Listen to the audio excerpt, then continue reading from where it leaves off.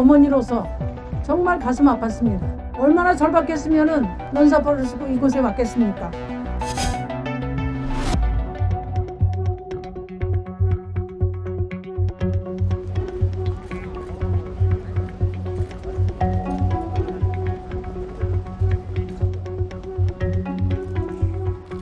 예비부부 3,000쌍의 피해액을 합하면 약 300억 원입니다. 8월 19일 트럭 시위를 시작으로 한 달 사이에 랩핑 버스 시위, 근조화한 시위, 웨딩카 주차 시위 등 다양한 방법으로 저희 목소리를 높이고 있습니다.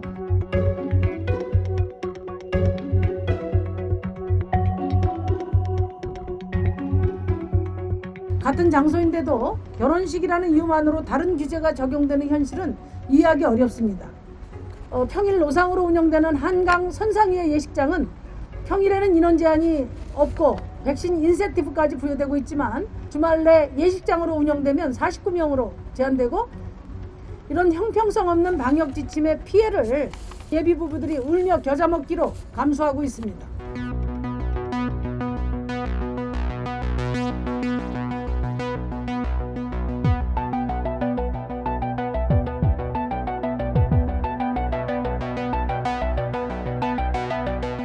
결혼은 개인의 문제가 아니라 청년 세대의 이슈이자 인륜지대사입니다.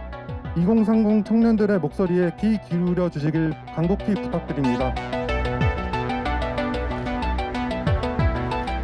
마지막 소식도 전해주시죠. 네, 마지막 소식은 베트남 소식인데요. 코로나19 확산세가 이어지고 있는 베트남에서 자신의 결혼식에 참석할 시간조차 못 낸 한 간호사의 사연이 화제를 모았습니다. 모니터를 보면서 눈물을 흘리고 있는 여성. 베트남 전통 복장인 아우자이까지 차려입었는데요. 영상통화로 결혼식을 치르고 있는 것이라고 합니다. 이 여성은 베트남 호치민시 한 병원의 코로나 치료실 간호사 응우디앱 씨인데요. 당초 지난달 29일 하노이에서 결혼식을 치를 예정이었습니다. 하지만 지난 7월 호치민시의 코로나 상황이 심각해지면서 원래 근무하던 하노이의 병원에서 1,600km 떨어진 호치민시 야전 병원으로 지원 근무를 오게 됐는데요. 결혼 날짜는 다가오는데 코로나 확산세가 사그라들 기미를 보이지 않자 넘쳐나는 환자와 바쁜 동료들을 두고 자리를 비우기 어렵다고 판단을 했고 신랑과 논의 끝에 영상통화로 간단히 결혼식을 치르기로 했습니다. 원래는 병원 창고에서 혼자 조용히 치를 생각이었다고 하는데요.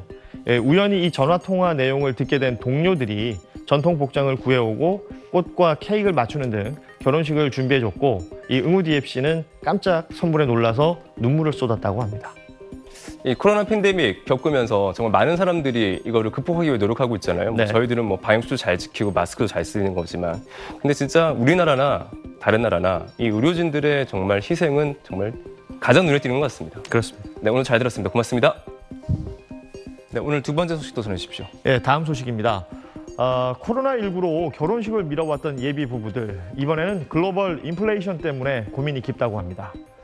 예식장 식대는 물론이고 스튜디오 촬영비와 드레스 대여료 등 비용이 크게 오르면서 부담이 커졌기 때문인데요. 인건비 상승으로 드레스샵에 소속된 일일 도우미나 식장 소속 촬영기사의 임금도 올라가서 5만 원 정도 더 비싸졌다고 합니다. 결혼준비 커뮤니티에는 견적이 예상했던 것보다 500에서 1,000만 원을 우습게 넘긴다. 차라리 코로나 시국에 결혼할 걸 그랬다 등의 불만이 쏟아지고 있습니다. 해외 신혼여행을 앞둔 예비 부부들도 비상이 걸렸습니다. 패키지 여행은 출발 한 달 전 환율을 기준으로 비용을 지불하는 구조가 대부분인데 최근 한 달 동안 환율이 급등해버린 것입니다. 상황이 이렇다 보니 예비 부부들도 웨딩홀 견적 등 정보를 커뮤니티에 공유하는가 하면 결혼식 영상 촬영은 짝을 이뤄서 예약하는 식으로 할인 혜택을 받고 있다고 합니다. 참 결혼하기 여러 가지 이유로 힘드네요. 그렇습니다. 올해 10월 결혼을 앞둔 예비 부부.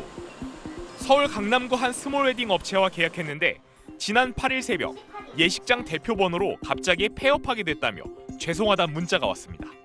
갑자기 저희가 문자를 받고 너무 황당해가지고 바로 찾아갔던 거였거든요. 이상한 게 있었으면 저희도 눈치를 챘을 텐데 아예 그런 것도 없었고 시집도 얼마 전에 다녀왔었고 하니까 계약금 380만 원은 돌려받지 못했습니다.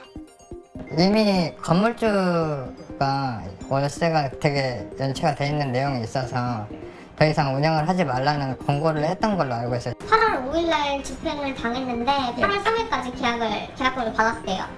폐업을 바로 앞둔 상황에서도 고객을 끌어모은 겁니다. 집행관이 오기 직전까지도 그냥 평소랑 똑같았대요.